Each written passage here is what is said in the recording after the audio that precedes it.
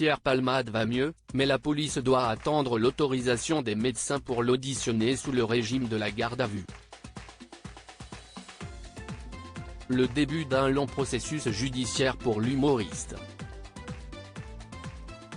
Ce mardi 14 février, l'affaire risque de prendre un autre tournant. Les médecins pourraient donner l'autorisation aux policiers pour interroger Pierre Palmade. Depuis l'accident de voiture qui a causé 4 blessés graves, et la mort d'un bébé à naître, les questions se multiplient autour de la cause de ce drame. Pierre Palmade, sous emprise de cocaïne, aurait changé de voie sur la route, percutant de plein fouet un autre véhicule, lui-même percuté par la voiture qui le suivait. Le choc a été si violent que les victimes ont été immédiatement transportées en réanimation. Si les principales victimes vont mieux, le pronostic vital du garçon blessé dans la voiture percutée est toujours engagé. L'état de santé de Pierre Palmade n'est plus jugé inquiétant, il va donc pouvoir se faire entendre par la police de Melun. Pierre Palmade encourt jusqu'à 10 ans de prison. Les enquêteurs attendent le feu vert des médecins de l'humoriste pour avoir l'autorisation de l'auditionner sous le régime de la garde à vue.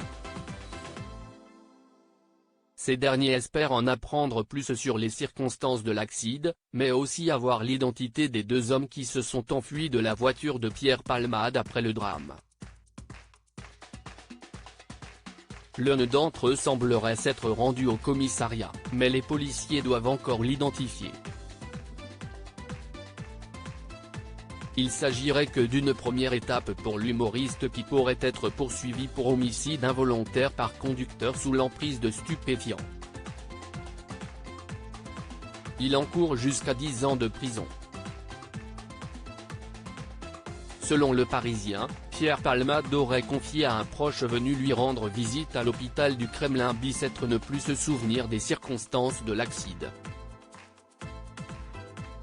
Une affaire aux nombreux mystères. Après son audition, Pierre Palmade pourrait être présenté devant un juge d'instruction, avant d'être placé en détention provisoire face à la gravité des faits.